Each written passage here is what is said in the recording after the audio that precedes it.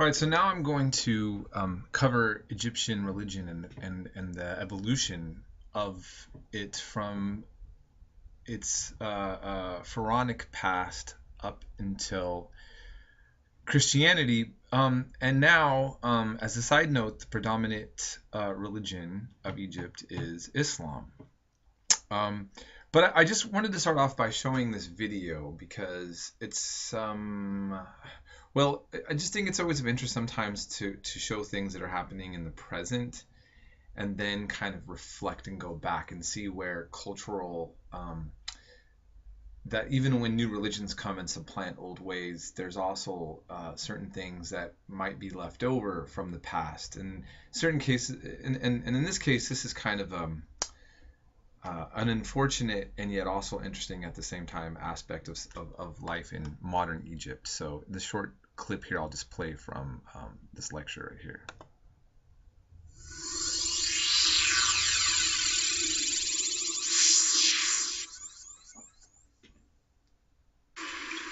From a distance, set against the Cairo skyline, it looks like a shantytown. But this is a burial ground with a difference. The City of the Dead is one of the biggest graveyards in the country, home to thousands of tombstones and dates back as early as the 10th century. It was traditionally a burial ground for Arab conquerors and their relatives. The city is full of mud and brick huts housing tombs and people. As Cairo's population of an estimated 18 million continues to grow by the thousands every year, so does the demand for housing. People are desperately searching for work. The City of the Dead is cheap and for many free accommodation. Up to 1 million people live here, mainly squatting. Some manage to make a meager living by guarding the tombs for a few dollars a day. Many have come from rural areas like Yahya Muhammad and his family of 3. They moved here from the Delta region 5 years ago. It's a basic existence, no sanitation or electricity. طبيعي عادي يعني الصبح برضو كالمعتاد لو جات لنا دفنة ولا حاجة بنقوم الصبح نفتح عادي وبنستنى الجنازة لما بتيجي وبعدين بننزلها بعد كده لو جاني شغل بره فبضطر ان انا اخرج الشغل بره. It's just as well Yahya's family don't pay rent here. He only earns a few Egyptian pounds a day. It's barely enough to feed everyone. الحياة صعبة هنا عن بره. هو لو في شغل بره وفي عمالة بره كان الإنسان اشتغل بره وكان عاش حياته الطبيعية دي بره. إنما هنا ده يعتبر برضو أجلاب لأن هناك المكان جميل وأمان. الإنسان عايش في أمان. The grave dwellers get by from day to day not knowing how much they'll earn or whether they'll be able to move on from a dead end. They gather to ponder over what the future will hold for them.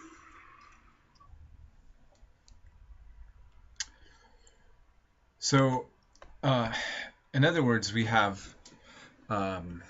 Egyptians finding where they can't find housing to go live in the cemetery. Now, for some cultures, there would be a fear, a taboo of going to a cemetery. So one that reflects the poverty that's taking place in Egypt, which is astounding. But then at the same time, there's also an intimate relationship with the dead and the living that comes, I think, into a cultural practice on top of that. And so I want to then kind of reflect on that and take us back to the Egyptian Book of the Dead and start with that, because this is an interesting text. It is called that, I think by Westerners, the idea of calling it just the Egyptian Book of the Dead, but it is titled Coming Forth by Day. And what is its function? What does it do?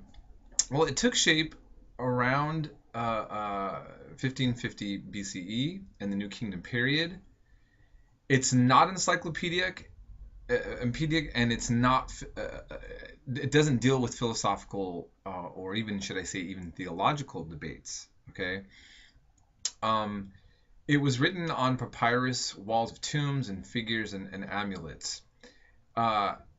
So then, if it's not, so in other words, it's not a narrative like the Bible.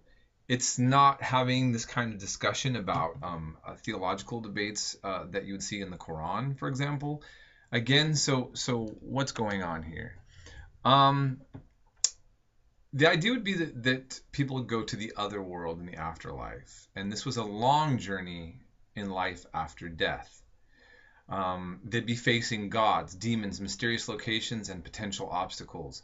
So what this spell book would do would help navigate the dead.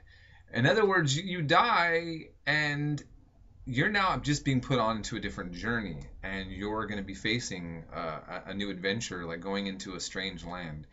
And the spells that people could read in your behalf would perhaps help navigate you around into safety. Um,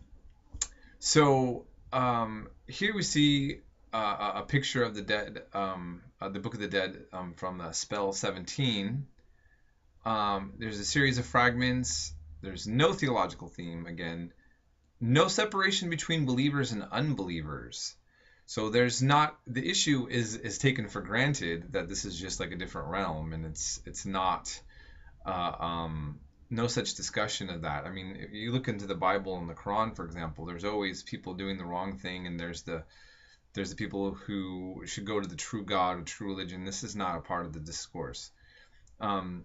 It's not a secret text. It's not meant to be something that, you have certain traditions like that, but it's a technical one. It's really like some sort of, the idea of it being a spell book, I think, is really more important. That it's going to help your dead loved one get through this next phase. Okay, so actually, I just want to go back to that.